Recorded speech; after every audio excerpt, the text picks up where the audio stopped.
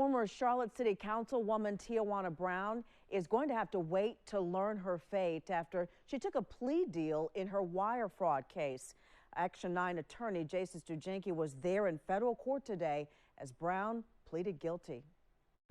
Tijuana Brown pleaded guilty to wire fraud conspiracy. She may get probation instead of prison time. Prosecutors here told Judge Kiesler they're not opposed to that.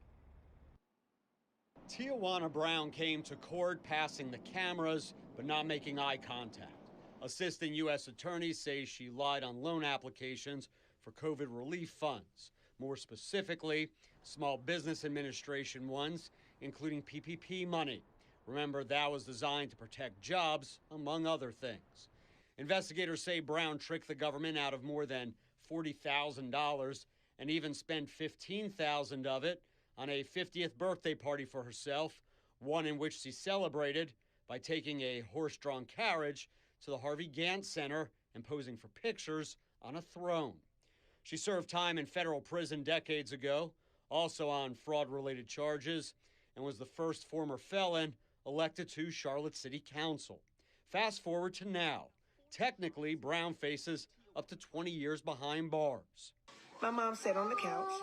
She watched WSOC TV run the story. But as she indicated in this recent Facebook Live, which, by the way, is unusual for a defendant awaiting a plea hearing, she expects probation. Whoever thought I was going to prison is stupid. Likewise, prosecutors told the judge the plea agreement mentions probation and that they're okay with that. Yeah, so Tijuana Brown, former councilwoman in Charlotte, took money from the government, PPP loans and Small Business Administration loans, meant to help protect against employer wages, operation costs, things of that nature during that time, during the time of, everything that was happening.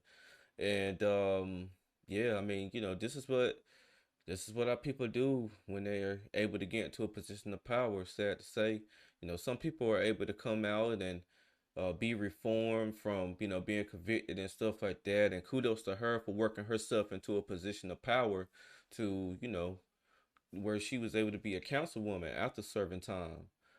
But, just revert back to the norms when you have the knowledge of how to do certain things. And of course she's going to be, arrogant and a little cocky because she already knows that a part of the plea agreement that she signed was so she could get probation, even though she's facing 20 years in prison.